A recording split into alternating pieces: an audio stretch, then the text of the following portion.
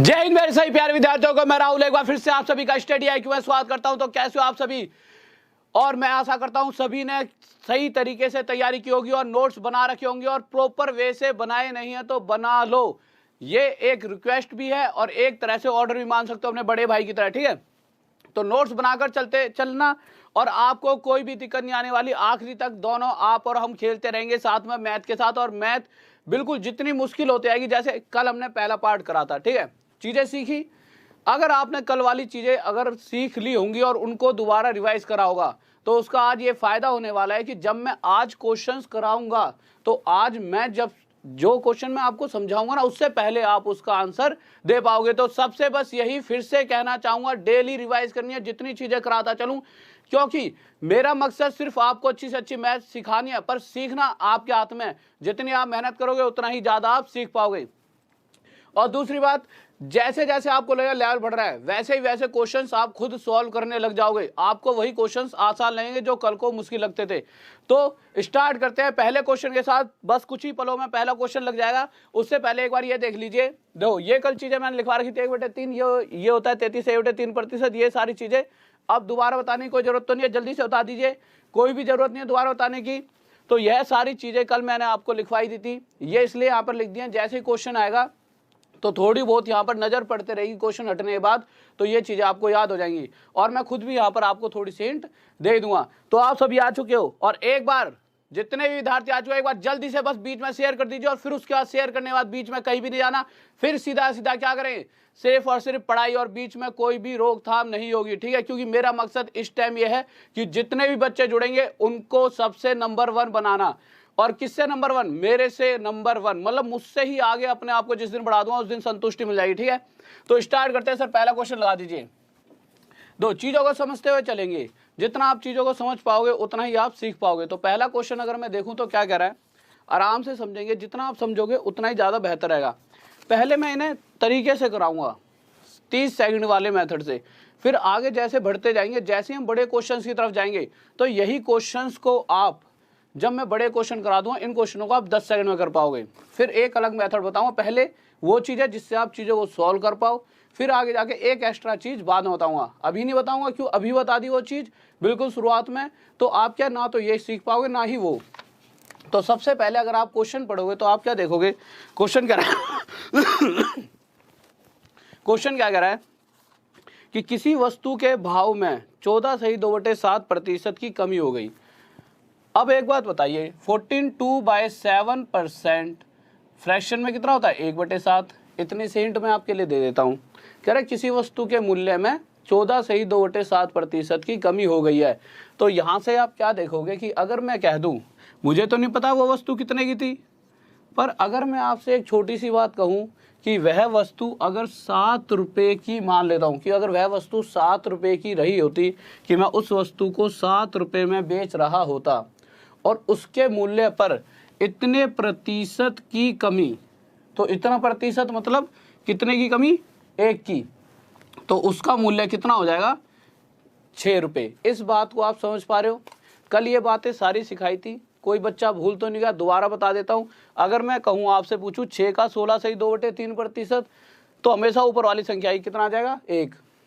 इसी तरह मैं कहूँ 9 का 11 सही 1/9%, आप कहोगे 1, ठीक है? ये सारी बातें बता चुका हूँ। इसी तरह से अगर कहीं पर ऐसे लिखा हो, सर यहाँ तक दिख रहा है, एक सेकंड वहाँ पर ये हटा दीजिए, क्वेश्चन हटा दीजिए एक बार, एक सेकंड के लिए बस, ठीक है?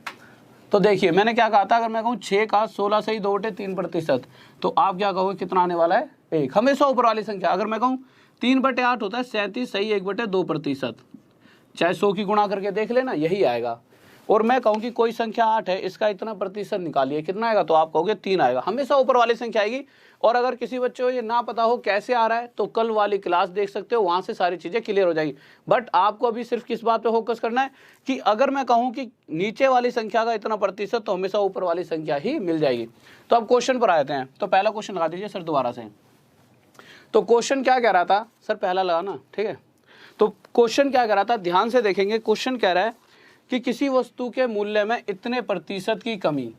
तो मैं मान लूं कि अगर उस वस्तु का मूल्य इतने रुपए रहा हो, कितने रुपए? 7 रुपए, और उसमें इतने प्रतिशत की कमी, तो मुझे पता है 7 का इतना प्रतिशत मतलब 1, तो कहीं ना कहीं 1 की कमी, तो अब उस चीज़ को 6 रुपये में बेचा जाता होगा।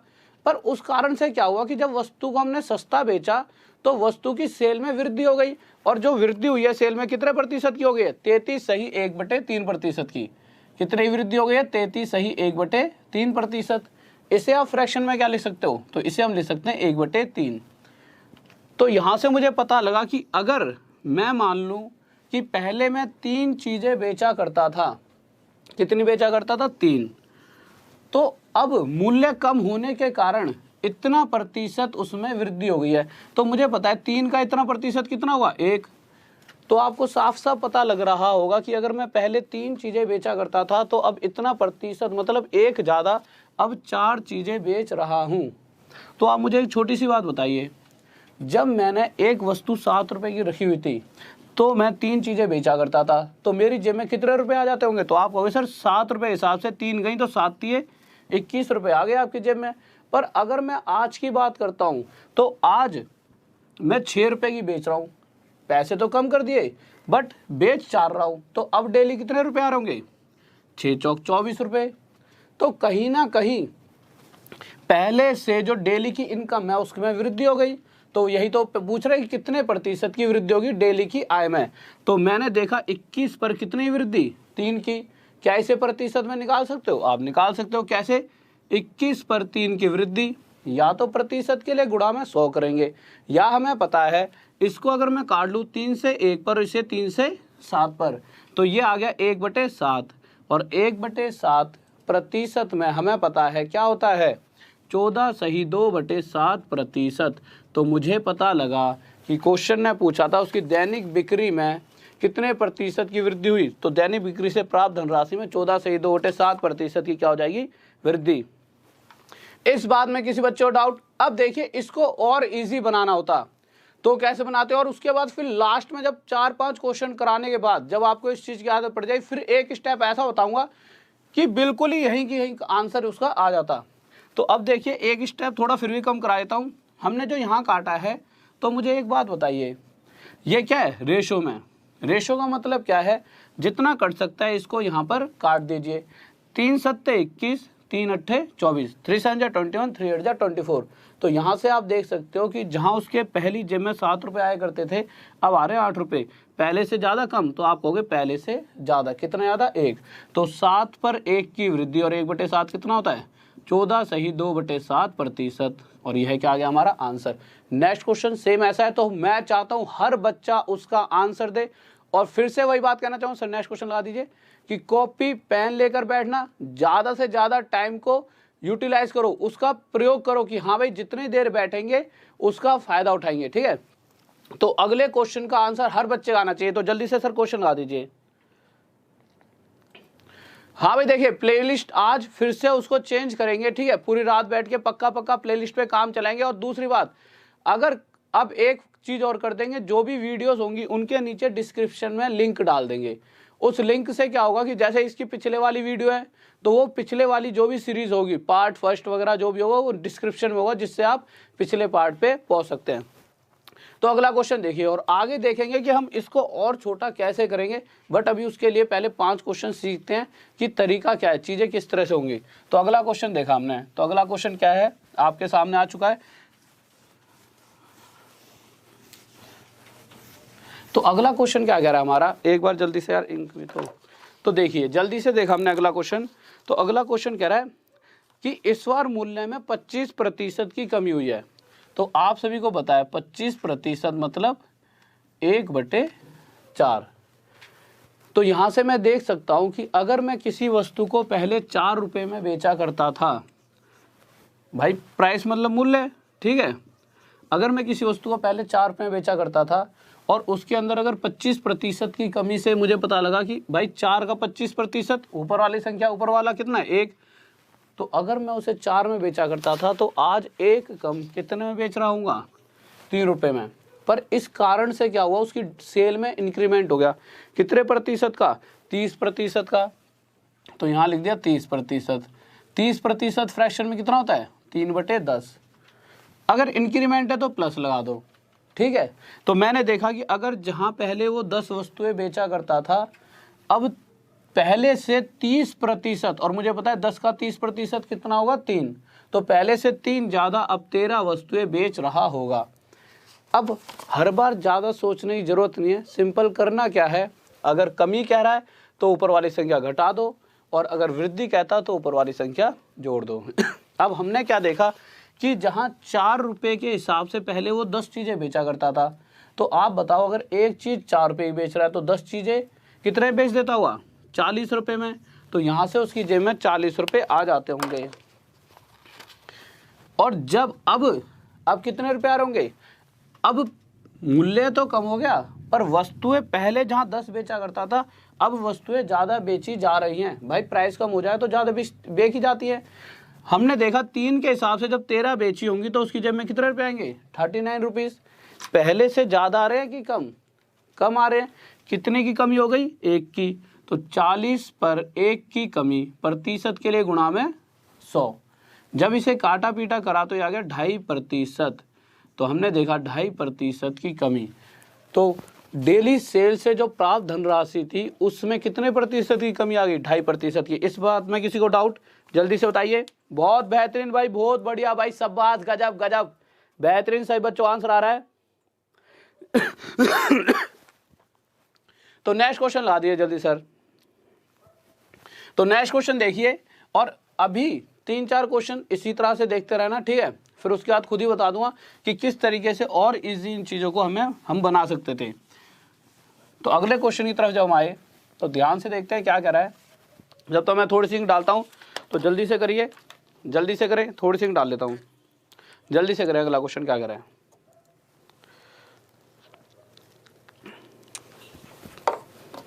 तो देखिए अगले क्वेश्चन की तरफ हम आए। तो अगला क्वेश्चन हमारा कह रहा है, यदि किसी आयत क्या होता है, रेक्टेंगल। तो अगर मैं यहाँ पे एक रेक्टेंगल बना दूँ, कह रहा है किसी रेक्टेंगल ऐसा होता है, ठीक है। इस आयत की लंबाई में 37 सही 1/2%, लेंथ के अंदर 37 1/2% की क्या हो गई है, वृद्धि। तो 37 1/2%, इसको दो तरीके से समझ लेते हैं, ठीक है। 37 1/2% कितना हो जाता है, 3/8। तो अगर फॉर्मूले के हिसाब से देखा जाए तो किसी भी जो रेक्टेंगल होता है, रेक्टेंगल का जो एरिया होता है वो क्या होता है, लेंथ इंटू ब्रेथ। आयत का क्षेत्रफल होता है लेंथ इंटू ब्रेथ। क्वेश्चन के हिसाब से क्वेश्चन ये कहना चाहता है कि पहले अगर कोई आयत रहा होगा और उसकी लंबाई अगर पहले 8 रही होगी, तो जो नया वाला आयत बनेगा उसकी लंबाई, मतलब इसी आयत, अगर कोई आयत था जिसकी लंबाई 8 थी, तो उस 8 में अगर मैं इतना प्रतिशत बढ़ा देता हूँ, मुझे पता है कि 8 का इतना प्रतिशत क्या आ जाएगा, ऊपर वाली संख्या 3, तो अब लेंथ बढ़कर कितनी हो गई है, 11। पर चौड़ाई की बात की जाए तो क्वेश्चन कह रहा है चौड़ाई में 20% की कमी कर दी गई। 20% कितना होता है, 1/5। तो मैं कह सकता हूँ कि जहाँ पहले वाले रेक्टेंगल की चौड़ाई 5 रही होगी, अब उसमें 20% की कमी होगी, तो अब नए वाले की कितनी होगी चौड़ाई, 4।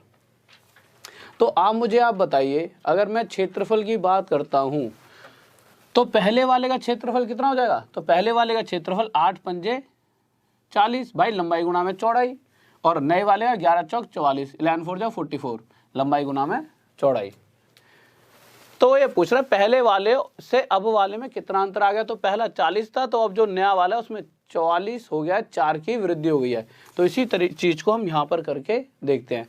तो क्वेश्चन क्या कर रहा है, तो इस तरह से तो ये समझा दिया मैंने आपको, पर हमें करना क्या है, हर बार हम क्या करेंगे, हमने देखा यार कि पहले ना ये लेंथ हो गई, इसको मिटाई लेते हैं, इसकी जरूरत ही नहीं है, ठीक है। और ये ब्रेथ हो गई, लंबाई में 37 से 1/2% की वृद्धि। मैंने मान लिया कि अगर पहले वाले की लंबाई 8 रही होती और उसके अंदर इतना प्रतिशत वृद्धि, मतलब 8 में 3 की वृद्धि, और लंबाई हो जाती नई वाले की 11। पर जब चौड़ाई पर आए तो चौड़ाई में 20% की कमी। अगर चौड़ाई पहले 5 रही होती तो उसमें 20% मतलब 1 की कमी, और चौड़ाई हो जाती 4। क्षेत्रफल हम सबको होता है, क्षेत्रफल क्या होता है, लंबाई गुना में चौड़ाई। तो क्षेत्रफल हो जाता 8 पंजे 40, और नया वाला क्षेत्रफल देखेंगे तो 11 चौक 44, तो नया वाला कितना हो गया, 44 हो गया। अब इन दोनों को या तो डायरेक्ट भाई हम देखेंगे कि अगर पहले 40 क्षेत्रफल था तो अब 44 हो चुका है, कितनी वृद्धि? 4 की। तो 40 क्षेत्रफल पर 4 की वृद्धि हो रही है और प्रतिशत के लिए गुणा में 100, तो 4 से 4 कट गया। यहाँ से हम बता सकते हैं कि जो नया वाला क्षेत्रफल है वह पहले वाले से 10% अधिक है, और यही तो उसने हमसे पूछा है। हाँ भाई जल्दी से बताइए, ये इस वाली बात में किसी बच्चों को डाउट नहीं है। बट एक चीज़ और, इसको और जल्दी अगर करना चाहते तो हम क्या कर सकते थे, हम इसको यहीं काट सकते थे। कैसे काट लेते? 4 से इसको काटते 10 पर और 4 से इसको काटते 11 पर, तो हम देखते 10 पर 1 की वृद्धि, और 10 पर 1 की वृद्धि 1/10 हमें डायरेक्ट पता है कितना होता है, 10%। यहाँ आंसर होता है। नेक्स्ट क्वेश्चन लगाइए सर जल्दी से। हाँ भाई जल्दी से बताइए, किसी बच्चों को कोई डाउट? हाँ भाई आवाज आ रही है साफ साफ, कोई दिक्कत तो नहीं है? ठीक है, तो अब आवाज साफ आएगी थोड़ी सी।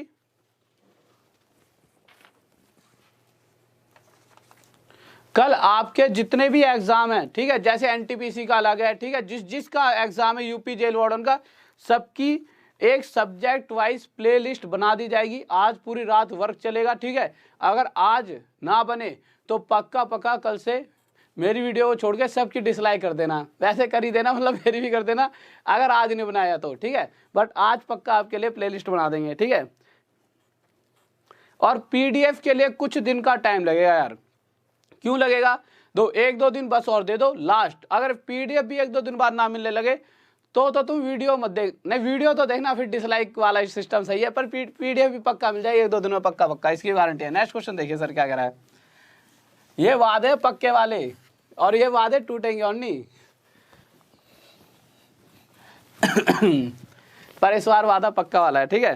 तो अगला क्वेश्चन देखिए क्या कह रहा है। तो अगला क्वेश्चन देखा हमने, तो कह रहा है यदि किसी आयत की लंबाई में 12.5% की वृद्धि, तो जल्दी से देखते हैं। आयत मतलब यदि किसी रेक्टेंगल की लंबाई में 12.5% की वृद्धि, 12.5% 1/8 होता है।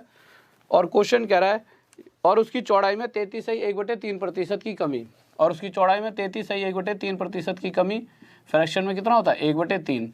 कमी हो रही है तो माइनस और वृद्धि हो रही है तो प्लस।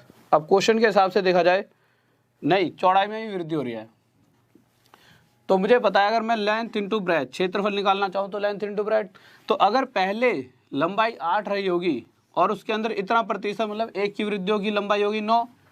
पर अगर चौड़ाई की बात की जाए तो पहले अगर चौड़ाई 3 थी तो अब चौड़ाई में इतना प्रतिशत मतलब 1 की वृद्धि होगी और चौड़ाई हो गई 4।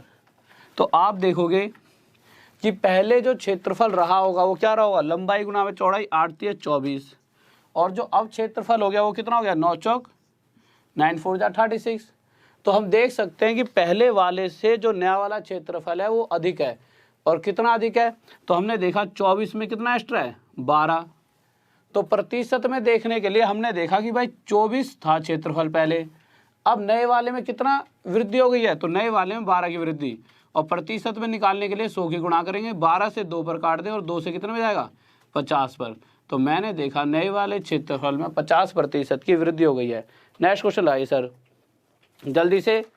हाँ भाई जल्दी से नेक्स्ट क्वेश्चन लगा दीजिए सर। बहुत बढ़िया भाई, बहुत बढ़िया, शाबाश, गजब।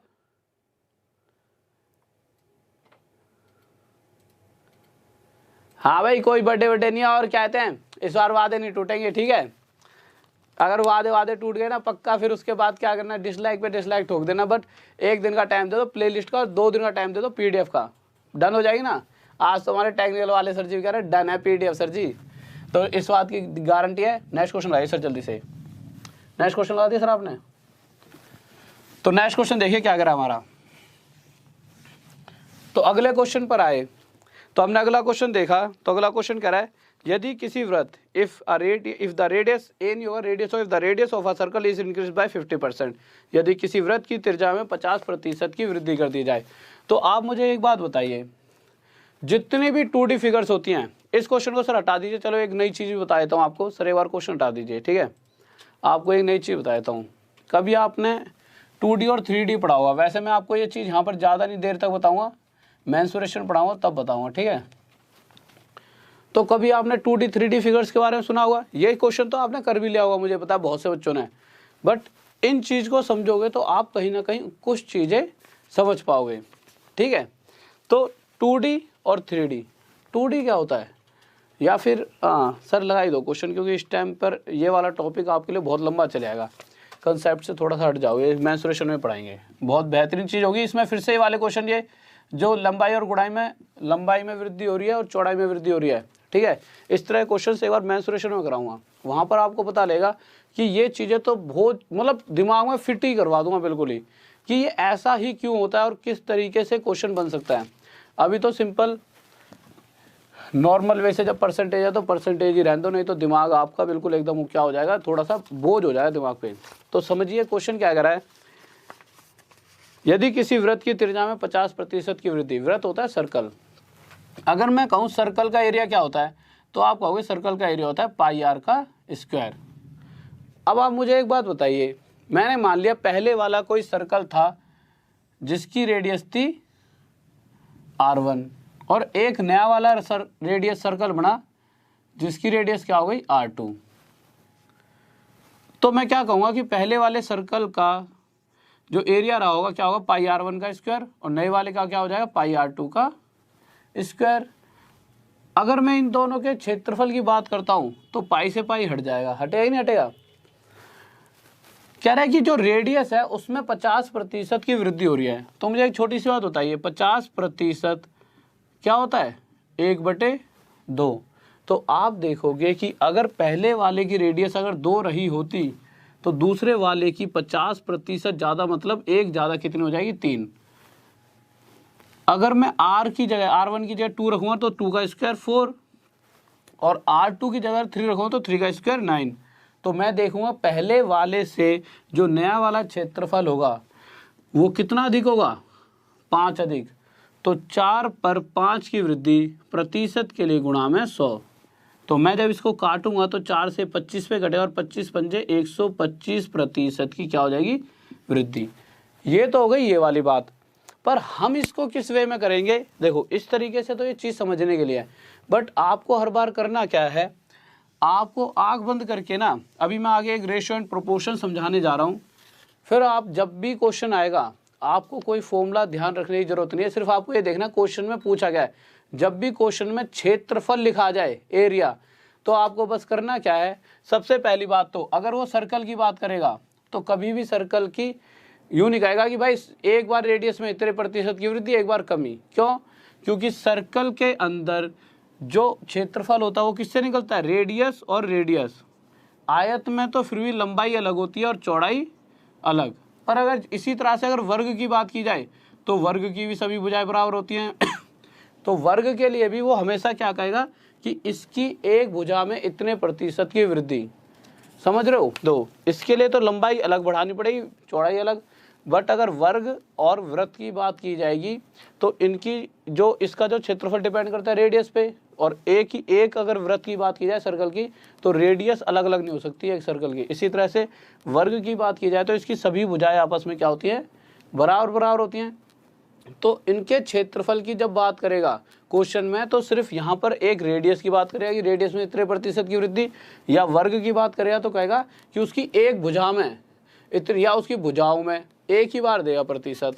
तो हमें क्या करना है, R इंटू आर, तो पहले 2 थी तो अब 3 हो जाएगी, पहली वाली रेडियस, दूसरी वाली रेडियस भी 2 से 3, 2 दूनी 4, 3 3 9, 4 पर 5 की वृद्धि, और 4 पे 5 की वृद्धि प्रतिशत के लिए गुणा में 100, 4 से 25 पे कट जाए, 25 पंजे कितना आ जाएगा हमारा 125%, ये आंसर आ जाएगा। नेक्स्ट क्वेश्चन लगाइए सर एक बार। तो नेक्स्ट क्वेश्चन देखिए क्या कह रहा है, हाँ भाई आज बर्थडे वगैरह नहीं है, ठीक है, बर्थडे वगैरह होगा तो मैं खुद ही कह दूंगा कि मुझे विश कर दो। और ठीक है, नेक्स्ट क्वेश्चन लगाइए सर जल्दी से, इस बात को आप समझ पा रहे हो। तो अब इसी तरह से अगर वर्ग की बात आ गई तो अगले क्वेश्चन को समझते हैं वर्ग की, और जहां क्षेत्रफल की बात आ जाए ना, फॉर्मूला भी याद नहीं है तो आपको करना क्या है, एक बार फिर 2 बार इंक्रीमेंट कर देना जो दे रखा है और उसके बाद मल्टीप्लाई कर देना, आंसर आ जाएगा।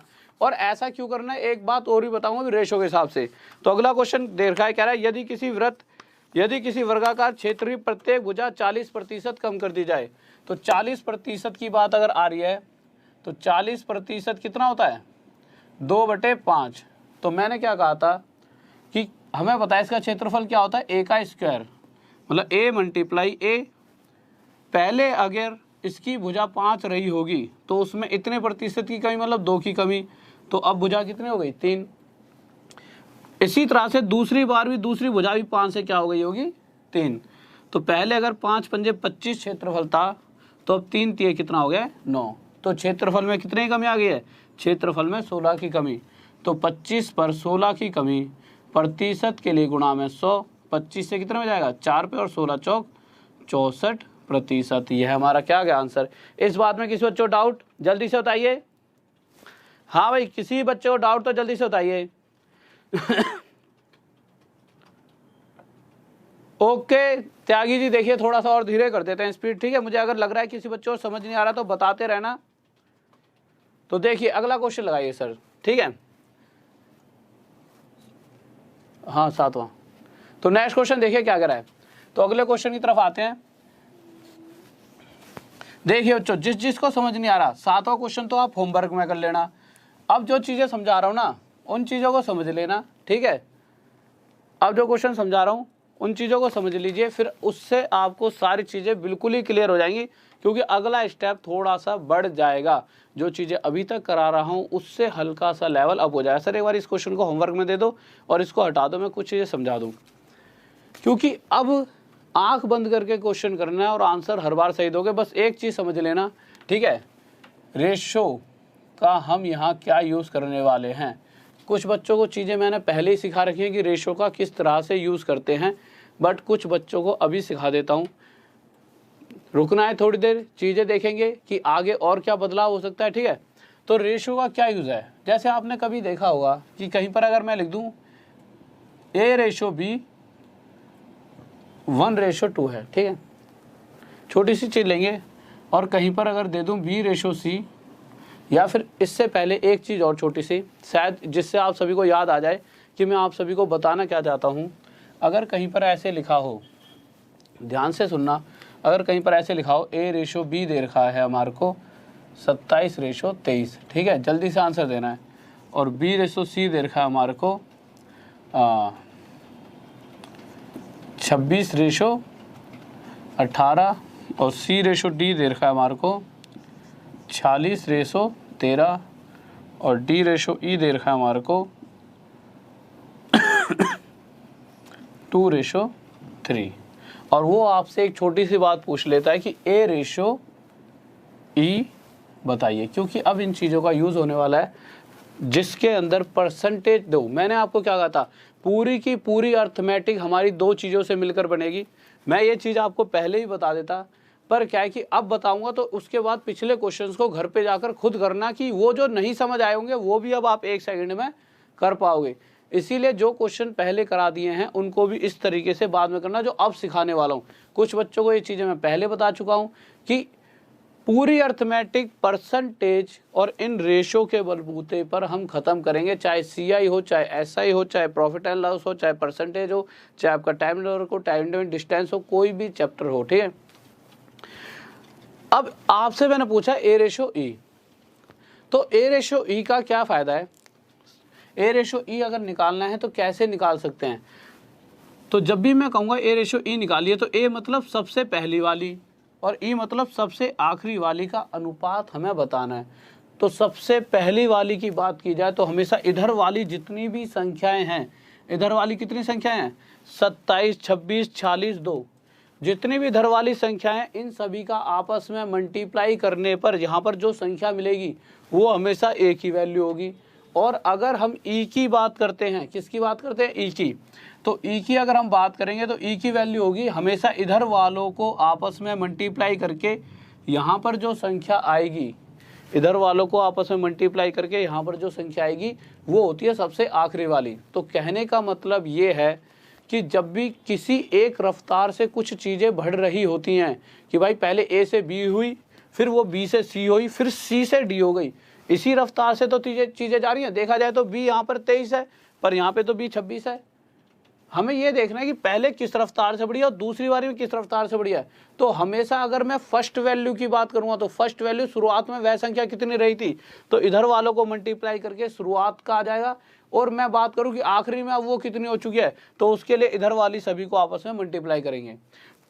तो हमारे पास आखिरी संख्या आ जाएगी। इस चीज़ को प्रूफ भी करके देख लेंगे।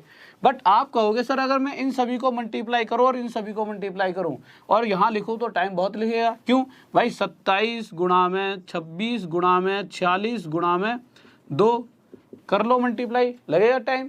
और अगर मैं इधर मल्टीप्लाई करना चाहूँ 23 गुणा में 18 गुणा में 13 गुणा में 3, तो देखिए आप देख सकते हो कितना टाइम हमें लगने वाला है। पर एक बात देखिए, यहाँ पे किसका साइन है? अनुपात का, रेशो का। तो रेशो मतलब इधर वाली और इधर वाली जितनी आपस में कट सकती हैं उन्हें हम काट सकते हैं।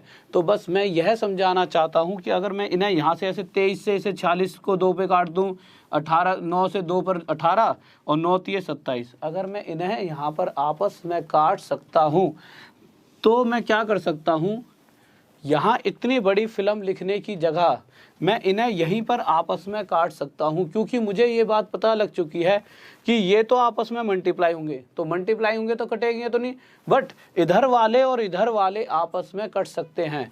तो जब कट सकते हैं तो मैं क्या करूँगा, 23 से 1 पर और 23 दूनी 40, 13 एकम 13, 13 दूनी 26, 9 दूनी 18, 9 तिये 27, 3 से 3 कट गया, 2 से 2 कट गया। अब हम देखेंगे क्या इधर कुछ बचा है? कुछ नहीं बचा। 1 इधर बचा है, 2 दूनी 4। तो हमने देखा विद इन सेकेंड हमने निकाल लिया ए और ई का रेशो। मैंने आपको फिर से बता रहा हूँ, शुरुआत वाली वैल्यू क्या होती है? इधर वाले सभी का मल्टीप्लाई, और सबसे आखिरी वाली वैल्यू होगी इस तरह वाले सभी का मल्टीप्लाई। अगर आप चाहते हो कि इसका प्रूफ करके बताओ कि सर ये पक्का ऐसे 100% हर बार होगा, तो मैं प्रूफ करके भी दिखा दूंगा। बट मुझे ऐसा लगता है अभी प्रूफ की कोई ज़रूरत नहीं है, क्योंकि रेशो प्रोपोर्शन में इन चीज़ों को लेकर चलेंगे। बट अगर आप कमेंट कर सकते हो कि आपको प्रूफ करवाना है तो जल्दी से कमेंट करके बताइए, सर प्रूफ करके बता दीजिए, तो मैं इनका प्रूफ करके बता दूंगा। तो जल्दी से बताइए, हाँ भाई बताएं जल्दी से, किसी को प्रूफ चाहिए तो जल्दी से बताइए। हाँ भाई सबसे पहले बताइए, प्रूफ चाहिए तो जल्दी से मैसेज कर दीजिए कि हाँ सर ये प्रूफ करके बताओ ए हमेशा इधर वाला होगा और ई हमेशा इधर वाला होगा। कहने का मतलब ये एक क्वेश्चन और करें, ठीक है। देखिए अभी अगर मैं बात करूं किसकी, परसेंटेज की, तो परसेंटेज में हमें सिर्फ मतलब होगा जितने भी क्वेश्चंस होंगे कि कोई संख्या शुरुआत में कितनी थी और वह संख्या अब अंत में कितनी हो चुकी है। तो हमें सिर्फ अभी ए और ई सीखते हैं। उसके बाद जब रेशो प्रोपोर्शन करेंगे तो हम सीखेंगे A B C D E कि अलग अलग कैसे जल्दी से जल्दी निकाल सकते हैं। तो एक बार इसको मिटा देता हूँ, एक छोटी सी वैल्यू और देता हूँ। तो छोटी सी वैल्यू लीजिए कि अगर मैं कहीं पर ऐसे लिख दूं कि ए रेशो बी, जल्दी से आंसर देना है, ठीक है। अनुपात 27, बी रेशो सी दे रखा आपको हमने 28 रेशो 26, तो सी रेशो डी दे रखा हमारे को 18 रेशो 42, ठीक है। और आपसे ए रेशो डी पूछ लिया, तो क्या आंसर होगा? जल्दी से बताइए, जल्दी से बताइए। ओके प्रूफ करके बताऊं?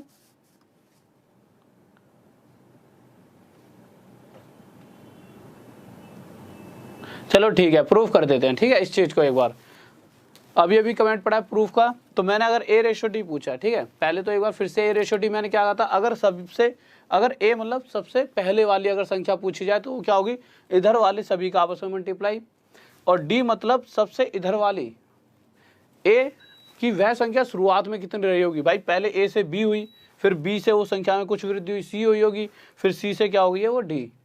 तो सबसे शुरुआत में कितनी थी, इधर वालों को मल्टीप्लाई कर लो। अब वो सबसे एंड में कितनी हो गई है, मतलब डी की वैल्यू की बात करिए तो सबसे इधर वालों को मल्टीप्लाई कर लो। बट जो करता है काट लो, 14 दूनी 28, 14 तिये 42, ठीक है। 9 तिये 27, 9 दूनी 18, 13 दूनी 26, 13 तिये 39, 13 2 26, 13 3 39, 3 से 3 कट गया और 2 से 2 कट गया, और हमारा क्या आ गया, ये 2 रेशो 2। इस वाली लाइन में 2 बच रहा है, इस वाली लाइन में 3, तो हमारा आ गया 2 रेशो 3। अब एक बार प्रूफ करके देख लेते हैं जल्दी से, किसी को कोई डाउट नहीं है। बहुत बेहतरीन भाई, सही बच्चों आंसर आ रहा है। अब एक बार प्रूफ करके देख लेते हैं क्या यह बिल्कुल सत्य है। तो देखते हैं, देखो अगर मैंने कहीं पर लिखा आपको छोटी सी बात दे दी, जल्दी जल्दी से देख लेते हैं। कहीं पर ऐसे दे रखा है A/B कि किसी के पास 1 रुपये थे, कोई चीज़ 1 रुपये की थी और उसने B को 2 रुपये में दे दी। पर जब B ने C को बेची तो B ने C को बेचा कि अगर B ने इस तरह से बेची कि अगर 3 रुपये की रही होगी तो वह 4 रुपये में C को बेच सकता था। B जब C को बेच रहा है तो इस रफ्तार से बेच रहा है। अगर मैं आपसे A/B/C की बात करूं तो आप क्या कहोगे कि A/B/C क्या होगा हमारा? तो आप कहोगे A और B का रेशो तो 1/2 है, बट उसी वक्त अगर मैं B और C का रेशो जानना चाहूँ तो आप कहोगे सर B और C का रेशो 3/4। तो हमने लिख दिया 3/4। अब अगर मैं आपसे एक बात पूछूं कि देखा जाए तो यार B यहाँ पर 2 है और उसी वक्त B एक बार 3 भी है, क्या कभी ऐसा हो सकता है कि किसी एक वैल्यू मतलब कि B की वैल्यू या तो 2 होगी या फिर 3, एक ही हो सकती है, कभी भी अलग अलग नहीं हो सकती। तो हम क्या करेंगे, इन दोनों को आपस में बराबर करेंगे। और बराबर कैसे कर सकते हैं? अगर इस 2 के साथ 3 की गुणा कर दी जाए और इस 3 के साथ 2 की गुणा, तो ये भी 2 3 6 और ये भी 3 दूनी 6, कंडीशन सेटिस्फाई। अब आप देखोगे कि अगर रेशो के इधर किसी मतलब रेशो के इधर जो भी संख्या थी, जो भी नंबर था, उसके साथ अगर मैं 3 की मल्टीप्लाई करता हूं तो ये रूल है कि इधर के साथ भी मुझे 3 का मल्टीप्लाई करना ही पड़ेगा। और यहीं अगर नीचे वाले के साथ अगर मैंने 2 यहाँ मल्टीप्लाई करा है तो 2 मुझे यहाँ भी मल्टीप्लाई करना पड़ेगा। तो मैंने देखा ये 3 हो गया, ये 6 हो गया और ये 4 2 जा क्या हो गया 8। यहाँ से A, B और C तीनों निकल चुके हैं। बट अगर मैं आपसे छोटी सी बात पूछूं A और C का रेशो बताओ तो A और C का रेशो 3/8 आ जाएगा। A और C का रेशो मेरे पास क्या आ जाएगा 3/8। बट इसी चीज़ को मैं अपने उस वाले तरीके से करता जिससे हम कर रहे थे। तो हम क्या करते, क्वेश्चन क्या था, A/B 1/2 था और B/C क्या था 3/4। तो मैंने क्या कहा था, A की वैल्यू क्या होगी, इधर वालों का मल्टीप्लाई, और C की वैल्यू क्या होगी, इधर वालों का मल्टीप्लाई। कुछ कटता है तो काट दो, कुछ नहीं कट रहा तो 3 एकम 3, 3 1 जा 3, 4 2 जा 8। तो डायरेक्ट ये क्या आ गया A/C 3/8। क्या हमने 1 सेकंड में ये निकाल नहीं लिया? क्यों हम इतनी बड़ी फिल्म बनाएं जब हम उसी चीज़ को 1 सेकंड में कर सकते हैं। और ज़्यादा प्रूफ नहीं कर रहे, अब प्रूफ डायरेक्ट कहाँ पर करेंगे, रेशियो एंड प्रोपोर्शन में। हम एक बात सीख चुके हैं कि अगर A ने कोई चीज़ 1 में खरीदी होगी तो अंत में उसे C ने कितने में खरीद लिया होगा, 8 में। क्वेश्चन लगाइए सर जल्दी से, तो जल्दी से क्वेश्चन लगा दीजिए कि क्वेश्चन क्या कर रहा है। तो क्वेश्चन की तरफ आते हैं। तो पहला क्वेश्चन हमारा 8वां क्वेश्चन लगा दीजिए सर जल्दी से, ठीक है। तो हमने देखा 8वां क्वेश्चन, सर एक बार देखना साफ दिख रहा है ना अक्षर वगैरह, ठीक है। तो क्वेश्चन की तरफ आए, इन बातों को हम समझ चुके हैं अब, ठीक है। तो अब क्वेश्चन की तरफ जब हम आए तो क्वेश्चन क्या रहा हमारा, यदि एक गांव की जनसंख्या में पहले साल 12.5% की वृद्धि, तो जल्दी जल्दी से करेंगे। 12.5% वृद्धि 1/8 होता है, यहाँ से नकल मारते रहना, ठीक है सर। क्वेश्चन लगा रखा है आपने, ठीक है। और दूसरे साल के अंत में 33.3% की वृद्धि हो जाती है। 33.3% की वृद्धि, तो इसे आप क्या कह सकते हो 1/3। तो मुझे एक बात बताइए कि अगर शुरुआत में जब वृद्धि हुई होगी तो किस तरह से बढ़ी होगी, कि अगर जनसंख्या 8 रही होगी तो उसमें इतना प्रतिशत मतलब 1 की वृद्धि होकर पहले साल के अंत में 9 हो चुकी होगी। और फिर जब वो क्या हुई होगी, वह किस रफ्तार से बढ़ रही है कि अगर वह दूसरे साल 3 हो गई होगी तो उसमें इतने प्रतिशत की वृद्धि होकर मतलब 1 की वृद्धि होकर 3 से कितनी हो गई होगी 4। पहली बार इस रफ्तार से बढ़ी है, दूसरी बार वो 3 से क्या हो गई होगी 4। तो मैं कह सकता हूं कि इधर वालों को मल्टीप्लाई करके जो संख्या प्राप्त होगी वो कौन सी संख्या होगी, जितनी कोई संख्या शुरुआत में थी, कि जो जनसंख्या शुरुआत में जो थी वह हमें इन दोनों को मल्टीप्लाई करके मिलेगी।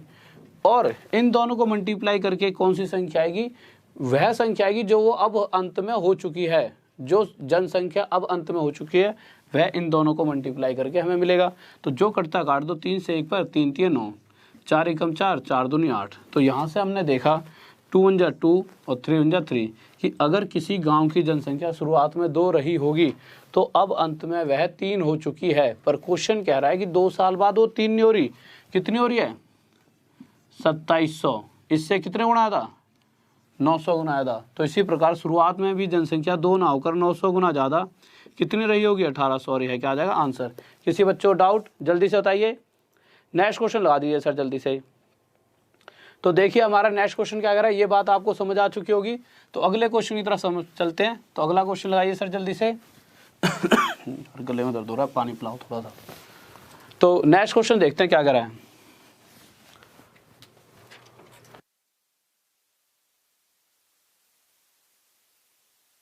तो नेक्स्ट क्वेश्चन की तरफ चलते हैं, ठीक है।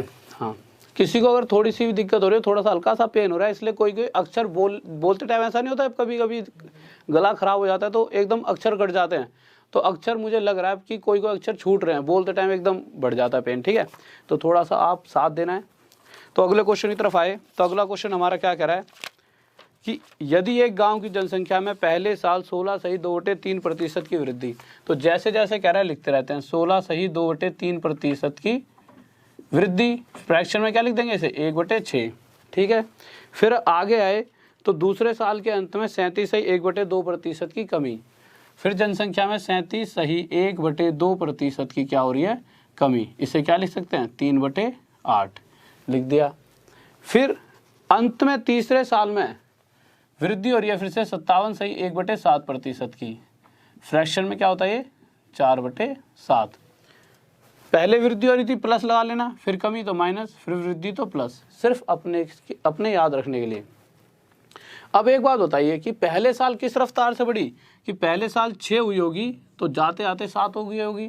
फिर उसके बाद जब दूसरे साल बढ़ी तो अगर 8 रही होगी, मतलब रफ्तार है ये नहीं है कि दूसरे साल में भाई कि वो 8 ही थी, मतलब अगर 8 होती तो उसमें 3 की कमी होकर 5 हो जाती।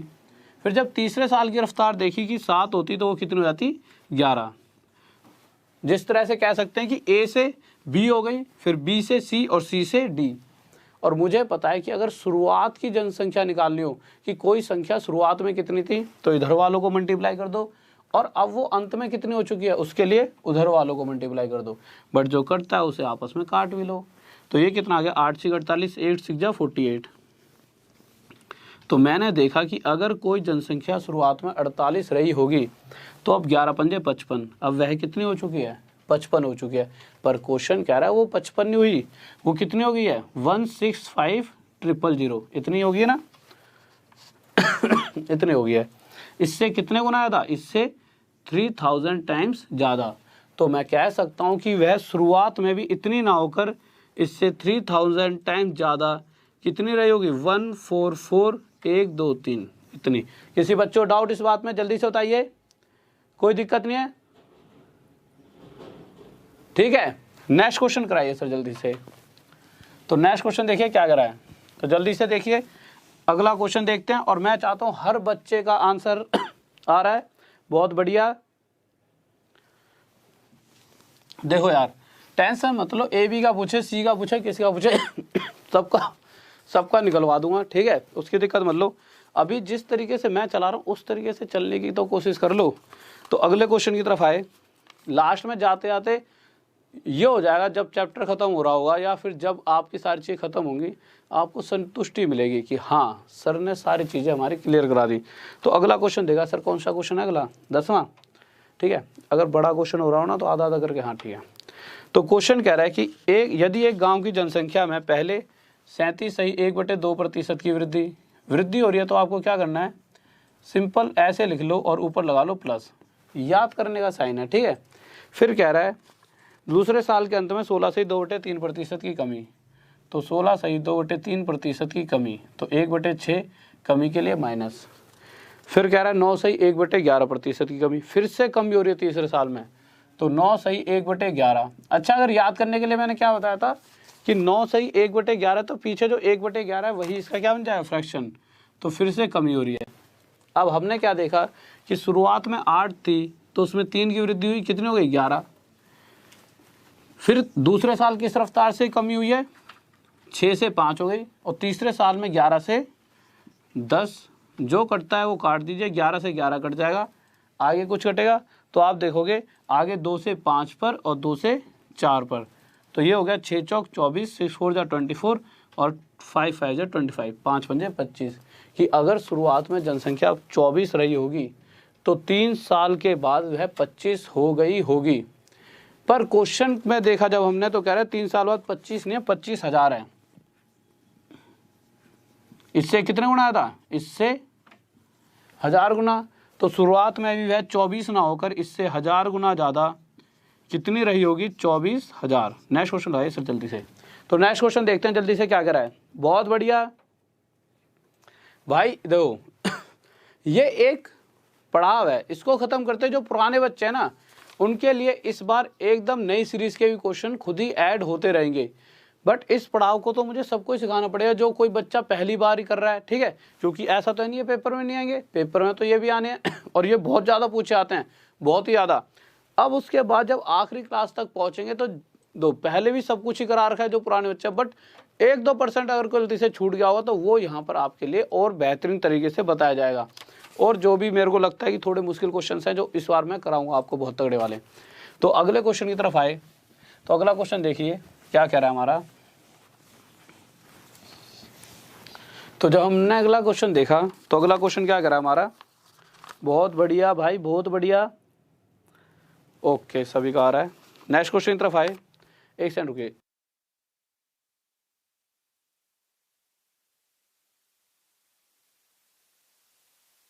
तो नेक्स्ट क्वेश्चन देखिए क्या कह रहा है। तो अगला क्वेश्चन कह रहा है कि अनुष्का है, अनुष्का को तो सभी जानते हो, के पास जितने पैसे थे उसका 33.3% विराट को दे दिया।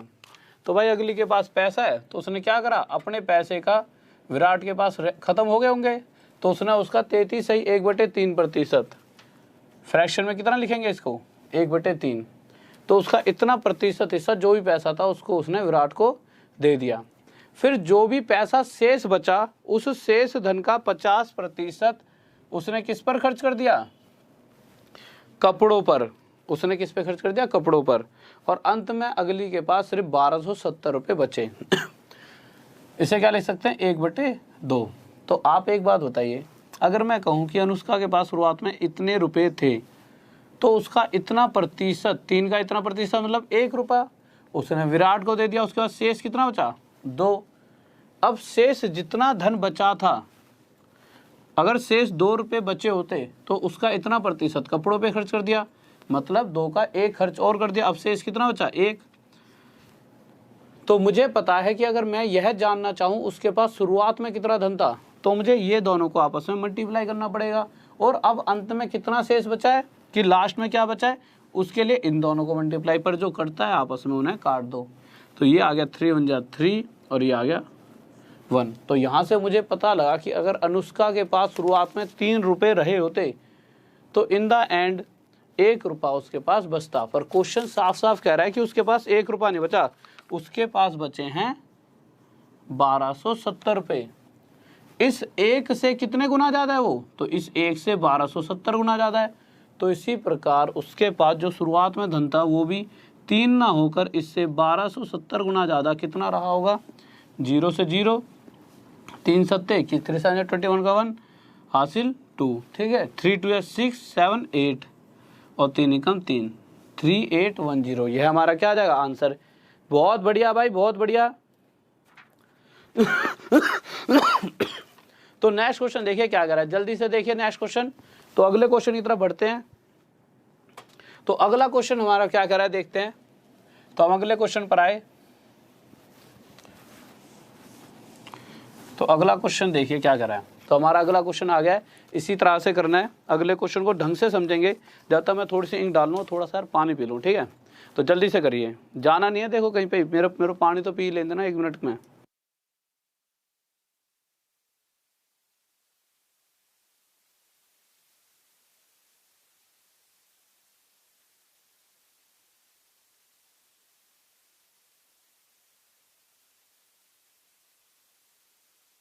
ठीक है, आ जाओ, जल्दी आ जाओ।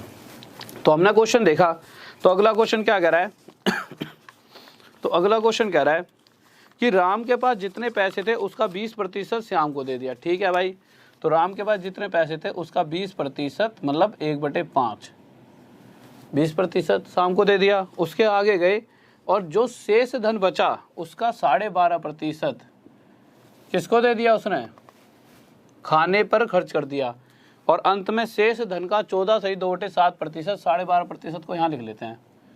12.5% उसने खाने पर खर्च करा और अंत में शेष धन का 14 सही 2/7% अगले ने यातायात पर खर्च कर दिया, मतलब 1/7। तो हम देखेंगे कि क्या हुआ होगा अगर उसके पास शुरुआत में इतने रुपए रहे होंगे तो उसका इतना प्रतिशत, तो मुझे पता है कि 5 का 20% मतलब 1, तो उसने 1 खर्च किया होगा शुरुआत में, उसका धन कितना हो गया होगा 4। इस रफ्तार से कम हो रहा है। पर अगर उसके पास शेष जो है अगर 8 बचे होते तो उसका इतना प्रतिशत फिर से खर्च कर दिया, तो फिर उसके पास कितने बचते 7। और अगर उसके पास 7 बचे होते तो उसका इतना प्रतिशत मतलब 1 खर्च करके उसके पास फिर से शेष कितना बचता धन 6। और मुझे पता है अगर मैं यह जानना चाहूँ कि राम के पास शुरुआत में कितना पैसा था तो उसके लिए इधर वालों को मल्टीप्लाई कर लो। और मैं ये जानना चाहूँ कि उसके पास अब शेष कितना बचा है, मतलब लास्ट में जो बचा है वो शेष ही तो है, उसके लिए इधर वालों को मल्टीप्लाई कर लेंगे। जो करता है काट दो। तो मैंने जब काटा तो 7 से 7 चले गया और 4 से 1 पर और 4 से 2 पर और 2 से कितने में चले गया 3 पर। तो यहाँ देखा तो सिर्फ 5 बच गया और यहाँ देखा तो 3।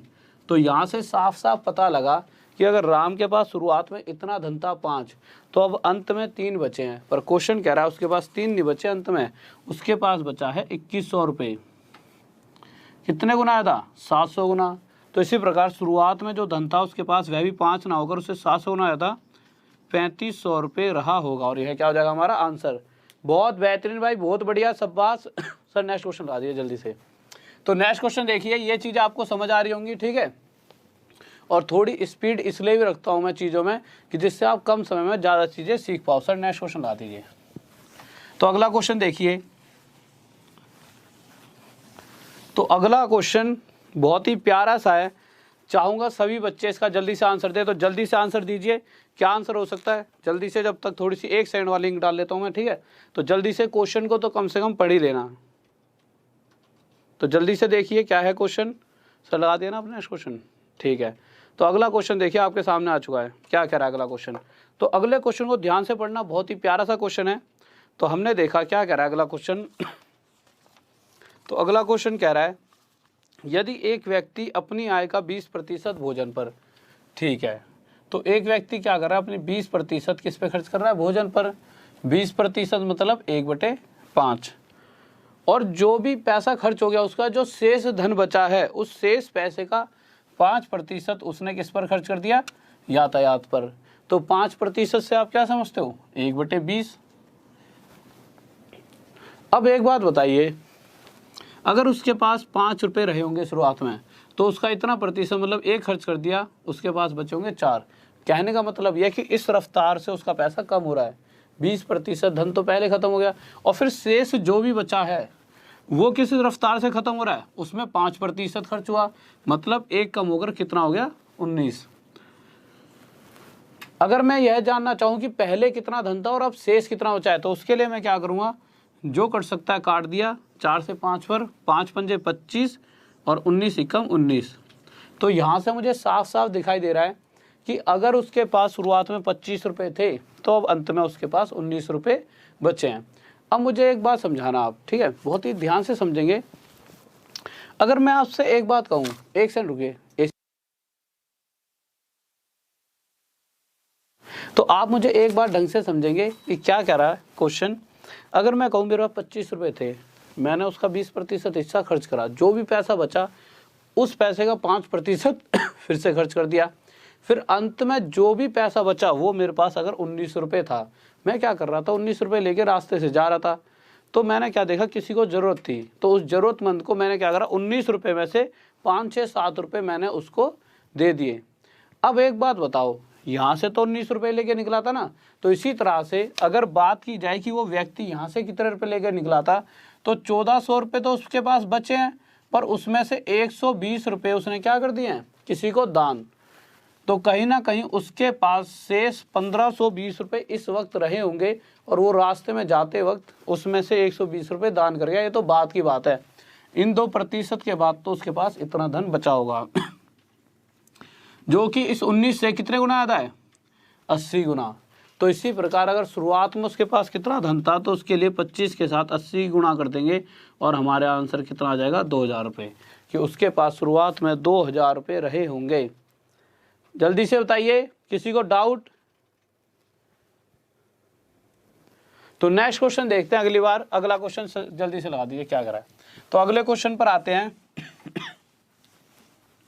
तो हमने अगला क्वेश्चन देखा क्या करा है वो। तो अगला क्वेश्चन देखते हैं जल्दी से। ला दिया सर आपने अगला क्वेश्चन।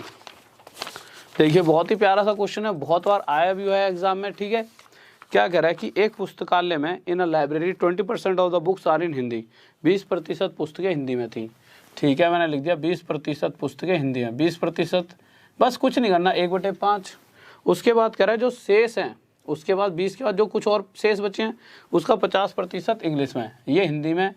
इंग्लिश की बात की जाए तो इंग्लिश में जो है शेष का 50%। और हमेशा ध्यान रखना शेष भी लिखा रहा है, शेष मतलब जो बची हुई की बात कर रहा है। फिर आगे कह रहा है फिर शेष का 50% अंग्रेज में और अंत में शेष का 30% किस में है? फ्रेंच में। तो 30% फ्रेंच में। 30% को क्या लिख सकते हैं? 3/10।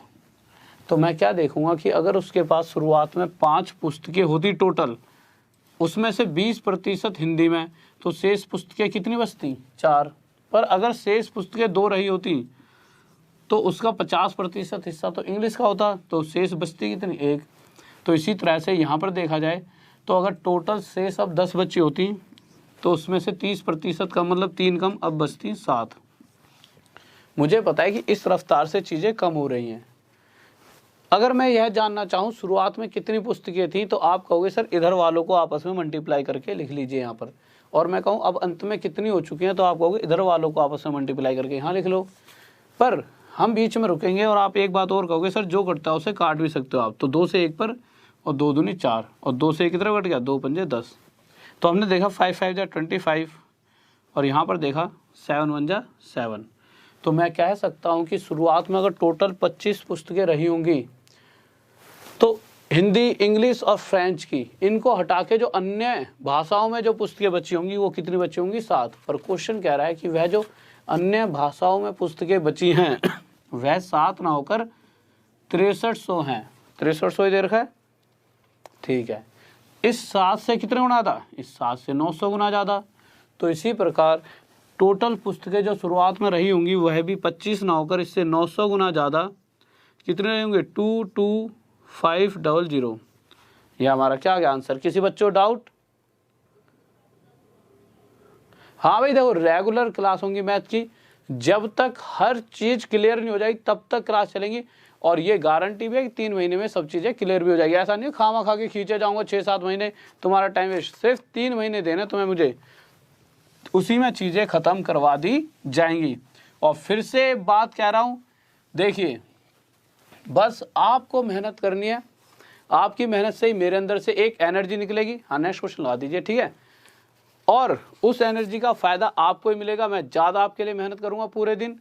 साथ में अगर इसी तरह से चीज़ें चलती रहीं तो आपने देखा होगा, सर एक बार क्वेश्चन हटा दीजिए, आप देख सकते हो कि हर एक एग्ज़ाम कहीं ना कहीं, देखो जो बच्चा पहले से जुड़ा हुआ है उसको ये पता है कि जितना भी चाहे किसी भी चीज़ के लिए मैंने मैथ पढ़ाई हो, शायद अभी तक ऐसा नहीं हुआ होगा कि उसने कोई एग्ज़ाम दिया और उसका कोई भी क्वेश्चन बाहर से आया हो। जितना पढ़ाया उसमें से आया।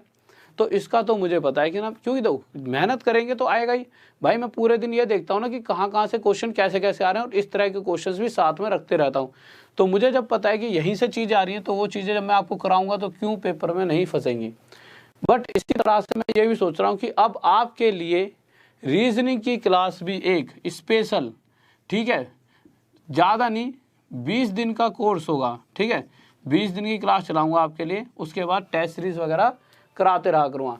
तो 20 दिन की ये वाली रीजनिंग क्लास, बट कंडीशन वही है कि कितना बच्चा मेहनत कर रहा है, कितने ज़्यादा आप आंसर दे रहे हो। जितने ज़्यादा आंसर दिया करोगे ना तभी मैं ये वाली क्लास लूँगा। 10 या 5-10 दिन बाद जब भी लूँगा तभी। आंसर देने से मतलब मैं बाद में भी लाइव चैट पढ़ता हूँ, अभी तो ढंग से नहीं देख पाता। जब क्लास खत्म होती है तब लाइव चैट पढ़ता हूँ कि हाँ इतने सारे आंसर आ रहे हैं, इसका मतलब इतने सारे बच्चे बहुत ज़्यादा दिल और दिमाग से पढ़ रहे हैं, इन्हें सच्ची में ही जॉब की ज़रूरत है।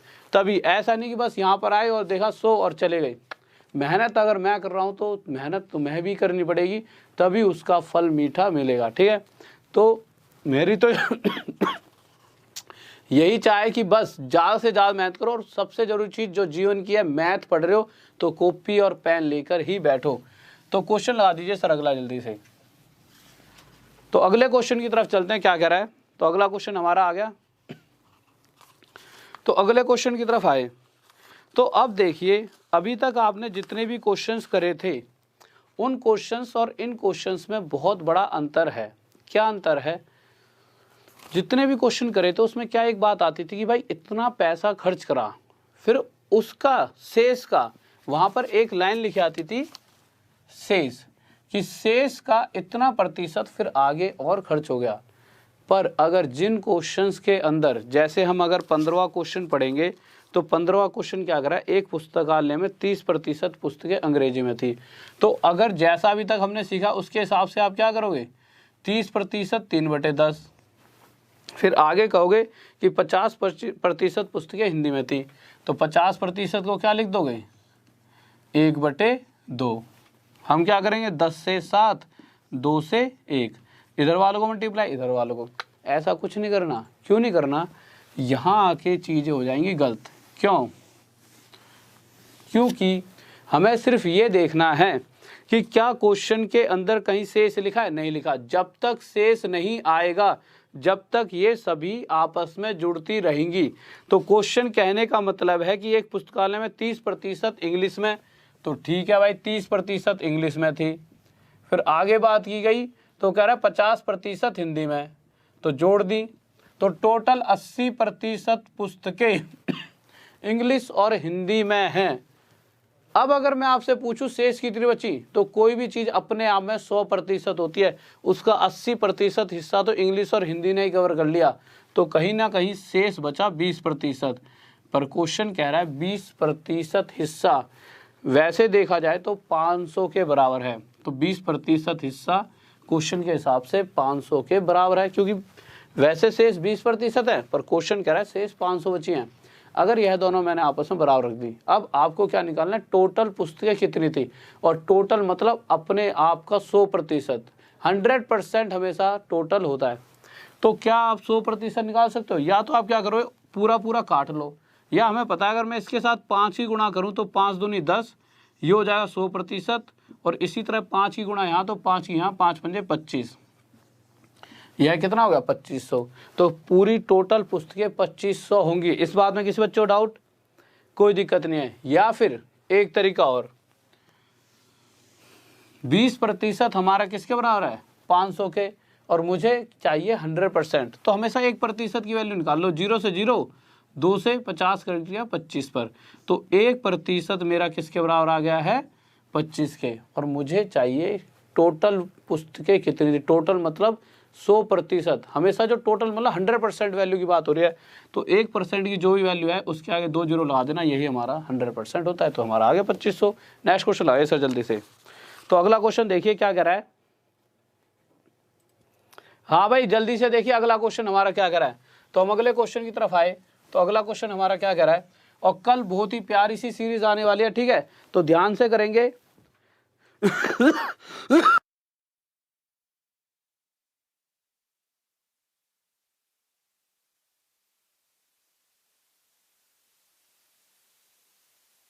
नेक्स्ट क्वेश्चन देखिए जल्दी से क्या कह रहा है। तो अगले क्वेश्चन पर आए तो हमने देखा नंद किशोर के पास जितना पैसा था उसमें से 35% अपनी पत्नी को दे दिया। तो अगले ने 35% पत्नी को दे दिया। फिर हम चेक करेंगे कहीं पे शेष तो नहीं लिखा, नहीं लिखा, तो शेष नहीं आया तो 50% अपने पुत्र को। अगर शेष होता तो हम प्लस नहीं करते, तो जब तक शेष नहीं आएगा जब तक जोड़ते रहेंगे। तो 50% उसने अपने पुत्र को दे दिया, तो टोटल उसने 85% खर्च कर दिया। शेष बचा कितना उसके पास, 15%। पर क्वेश्चन कह रहा है कि शेष जो उसके पास बचा है वो 450 रुपये है। प्रतिशत में 15 और रुपयों में 450। मुझे पता है कि ना उसके पास जो टोटल पैसा था वह निकालने के लिए मुझे 100% की वैल्यू निकालनी पड़ेगी। तो 15% से जब मैंने काटा, 15 × 45 0 0, 1% की वैल्यू 30 आ गई। और मुझे पता है 100% के लिए क्या करना है, 1% को 100% बनाने के लिए 2 जीरो लगाने पड़ेंगे। तो इसके साथ भी 2 जीरो, तो ये हमारा क्या आ गया आंसर। इस बात में किसी बच्चों को डाउट? कोई डाउट नहीं है। नेक्स्ट क्वेश्चन लगाइए सर जल्दी से। तो नेक्स्ट क्वेश्चन देखते हैं क्या कह रहा है। ठीक है, ये वो गलतियां हैं जो अक्सर बच्चा कर देता है।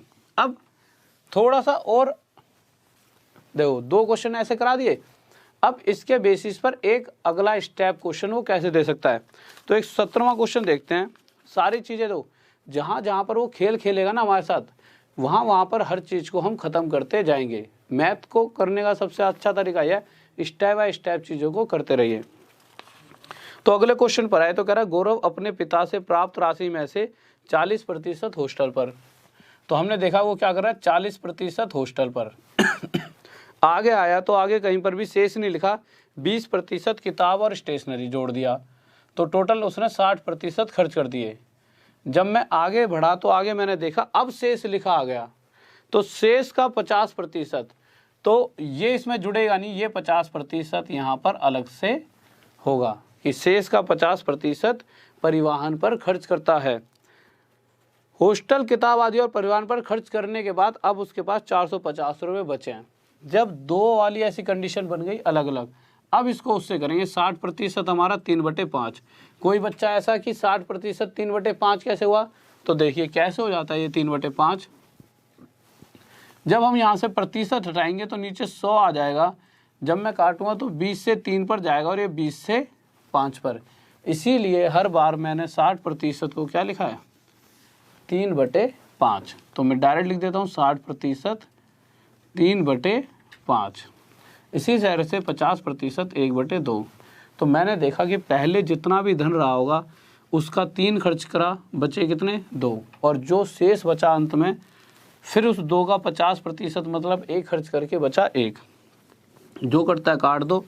तो जब मैंने इसे मल्टीप्लाई करा 5 आ गया और यहाँ पर आ गया 1, कि अगर उसके पास शुरुआत में इतना धन रहा होगा तो अब अंत में उसके पास 1 बचा है। पर क्वेश्चन कह रहा है उसके पास 1 नहीं बचा, कितना बचा है, उसके पास बचे 450 रुपये। इस 1 से कितने गुना आया था, इस 1 से 450 गुना आया था।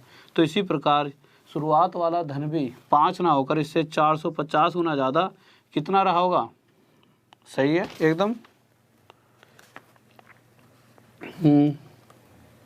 किसी को डाउट? हाँ ठीक, तो यार 2250 रुपये। ठीक है, किसी बच्चों को डाउट इसमें जल्दी से बताइए, कोई दिक्कत नहीं है। क्वेश्चन हिंदी इंग्लिश दोनों में लगा दीजिए, लगा रखे ना, हिंदी में भी लगा दीजिए थोड़ी देर इस क्वेश्चन को। तो क्वेश्चन देख लीजिए, हिंदी में भी लग गया वो क्वेश्चन आपके लिए। ठीक है, तो क्वेश्चन लग चुका है, देख लीजिए। नेक्स्ट क्वेश्चन लगा दीजिए सर जल्दी से। तो नेक्स्ट क्वेश्चन की तरफ चलते हैं। तो नेक्स्ट क्वेश्चन क्या कह रहा है हमारा, तो हम अगले क्वेश्चन की तरफ आ रहे हैं। और एक बात और, ये तो लेवल हो गया एक अप, अब कल एकदम ही अप होगा। ऐसे क्वेश्चंस जो किसी भी बुक में कहीं पर भी, बुक तो क्या कहीं पर भी अगर आप देखोगे उनकी वो ट्रिक आपको मिलेगी नहीं। ऐसे ऐसे क्वेश्चंस की भी ट्रिक मैं आपको देने वाला हूँ कल, जो आपको पहली बार ही देखने को मिलेगी होगी। हाँ, कोई मेरा वाला स्टूडेंट है तो उसने पक्का वो शायद मुझसे पहले पढ़ी होगी, पर अगर कोई कहीं और भी पढ़ता है बच्चा, मैं ये नहीं कह रहा किसी टीचर ने उसको कराया नहीं होगा, हाँ जिस भी तरीके से कराएगा उससे बहुत ही बेस्ट वे से मैं कल उन क्वेश्चनों को आपको कराऊंगा। तो कल की क्लास आपके लिए वेरी वेरी इम्पोर्टेंट है, और दुनिया से अलग बनने के नज़रिए से, कि अगर आप औरों से अलग बनना चाहते हो तो कल की क्लास वेरी वेरी इंपॉर्टेंट है। तो अगले क्वेश्चन पर आए तो क्वेश्चन कह रहा है श्री गिरिधर घरेलू चीज़ों पर अपनी मासिक आय का 50% खर्च करता है। तो मैंने यहाँ पे लिख दिया 50%। जैसे ही आगे देखा तो मैंने देखा कि 50% परिवहन पर, तो क्या बताइए इसके साथ में 50% को आगे जोड़ दूँ, जल्दी से बताइए। तो आप कहोगे नहीं, मैं पूछूंगा क्यों, तो आप कहोगे सर यहाँ पर शेष आ गया बीच में, तो शेष आ गया है तो हम इन्हें जोड़ नहीं सकते। तो ठीक है, नहीं जोड़ रहे। तो आगे कह रहा है 50% परिवहन पर, शेष के बाद जो आई है, पहले तो अगर 50% खर्च कर दे दिया है, फिर उसके बाद शेष कह दिया इसलिए नहीं जोड़ा। तो शेष के बाद क्या कर रहा है, 50% परिवहन पर, 25% मनोरंजन और 10% खेलकूद। इन तीनों के बीच में कोई शेष नहीं आया, इसलिए 50 और 25 और 10 को जोड़ दिया जाएगा और ये हो गया 85%। तो हमने देखा पहले उसने 50% खर्च करा और शेष का जो भी धन शेष बचा था उसका उसने 85% फिर से खर्च कर दिया और अंत में उसके पास 900 रुपये बचे। तो वही तरीका है, क्वेश्चन कहना ये चाहता है कि पहले उसने 50% खर्च करा और फिर शेष धन का 85%, उसे बस 3 बार तोड़ के लिख दिया है, पर बात तो वही यही कहना चाहता है कि शेष धन का 85% खर्च कर दिया। तो हम इसे क्या लिखेंगे 1/2 और इसे क्या लिख देंगे, अगर इसे सोल्व करेंगे तो ये हो जाएगा 5 से 17 पर और 5 से 20 पर, 17/20। किसी बच्चों को इसमें डाउट किया 17/20 कैसे आया तो देख लीजिए 85%, प्रतिशत हटेगा, कल भी हमने सीखा है, नीचे क्या आ जाएगा 100, 5 से किस पे जाएगा 17 पर और 5 से किस पे आएगा 20 पर, इसलिए मैंने इसे 17/20 लिख दिया। फिर मैं जब आगे आया तो मैंने देखा कि अगर उसमें शुरुआत में इतना धन रहा होगा तो उसका इतना प्रतिशत एक खर्च करके उसके पास 1 बचे, और फिर दूसरी बार जिस रफ्तार से पैसा कम हुआ है कि अगर 20 बचे होते तो उसमें से इतने खर्च कर दिए और बचे कितने 3। तो हम क्या करते थे, इनको मल्टीप्लाई करके 40, इन दोनों को मल्टीप्लाई करके 3, कि अगर उसके पास शुरुआत में इतना धन था तो अंत में उसके पास इतने ही रुपए बचे, पर क्वेश्चन कह रहा है उसके पास अंत में 900 रुपये बचे हैं। 3 से कितना गुणा था 300, तो इसी प्रकार शुरुआत में जो धन था वह भी 40 ना होकर 300 गुना ज़्यादा, उसके पास 12,000 रुपये रहे होंगे। इस बात में किसी बच्चों डाउट?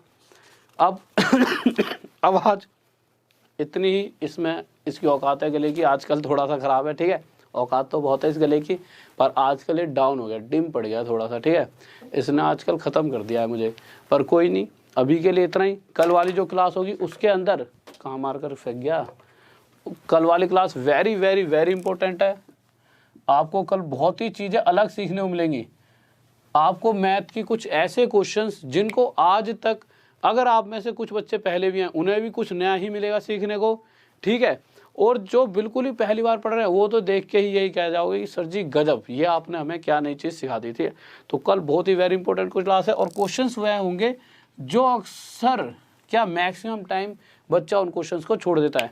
पर एक चीज़ मेरे लिए करनी पड़ेगी, देखिए कितने लायक है, सिर्फ 1.4 के 2000 बच्चे बैठे हो, तो यार इतने तो हम बुरे नहीं हैं, ठीक है, आपके लिए मेहनत कर रहे हैं और आप भी अपनी तरफ से पूरी मेहनत करो, इसमें कोई शक नहीं है, ठीक है, क्योंकि कोई बच्चा अगर बैठा है इतनी देर से किसी चीज़ को पढ़ रहा है तो आप भी बहुत अच्छे बच्चों, मेहनती बच्चों, पर लाइक करना तो बनता है, एक लाइक कर दो, शायद ऐसे एनर्जी आ जाए, यूँ लगे कि चलो तबीयत ख़राब है पर तबीयत ख़राब होने पर भी पढ़ा रहा हूँ तो मुझे एक एनर्जी मिलेगी, नहीं यार बच्चा प्यार भी तो बहुत करता है, वो बात है मुझे बोलना पड़ रहा है, ये तो तुम खुद ही कर दिया करो यार, लाइक वाइक तो यार लाइक तो कर ही दो, ठीक है, कम से कम 2000 लाइक दिखने चाहिए मुझे, जितने भी बैठे हो एक बार अभी की अभी उंगली टच कर करके, ठीक है, निकल चलते रहते हैं, मैं भी थोड़ी देर में निकलने वाला हूँ, और साथ में जो भी नया विद्यार्थी है एक प्यारा सा जय हिंद जय भारत का कमेंट जरूर करे और चैनल को सब्सक्राइब कर ले, स्टडी IQ परिवार का हिस्सा बने, जिससे ज़्यादा से ज़्यादा आपको फ़ायदा मिले। बोलने में थोड़ी दिक्कत है, एकदम कट रहे हैं वर्ड्स, गला कट रहा है ना, तो ये मत समझना कि पता नहीं बीच में सर हकला क्यों रहे हैं, हकलाता नहीं, बस थोड़ा सा पेन हो रहा है। और साथ में बस आखिरी, अभी तक 2000 नहीं हुए भाई, जब तक 2000 लाइक नहीं होंगे मैं यहाँ से नहीं आज आपको छोड़ने वाला, ठीक है, और ना आपको जाने दूंगा, ये कोई बात थोड़ी है तुम्हारी, कम से कम 2000 लाइक तो करो और सबके सब एक दूसरे को बोलो भाई लाइक वाइक करते रहा करो, ठीक है, तभी आज आपकी छुट्टी होने वाली है, जल्दी से कर दीजिए 2000 लाइक तो आज भाई बनते ही बनते हैं।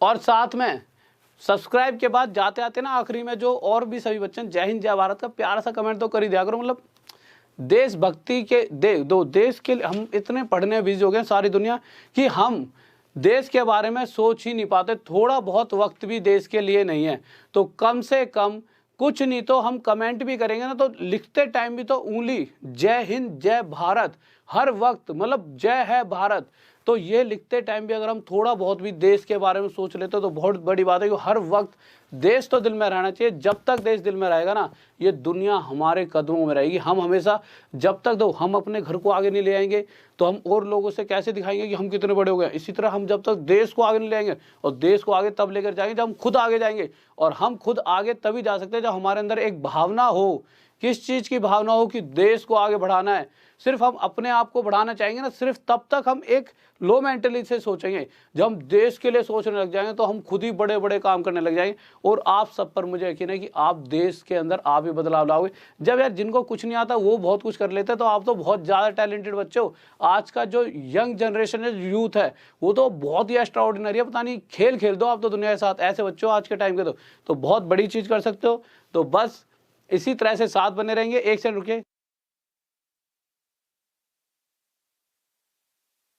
और साथ में जितने भी क्लासेस हैं सभी क्लासेस लो, मैक्सिमम से मैक्सिमम क्लासेस को लिया करो, ठीक है। और यहीं पर इस क्लास का अंत करना चाहेंगे। सभी क्लासेस लो, फायदा उठाओ जितना फायदा उठाए जा सके।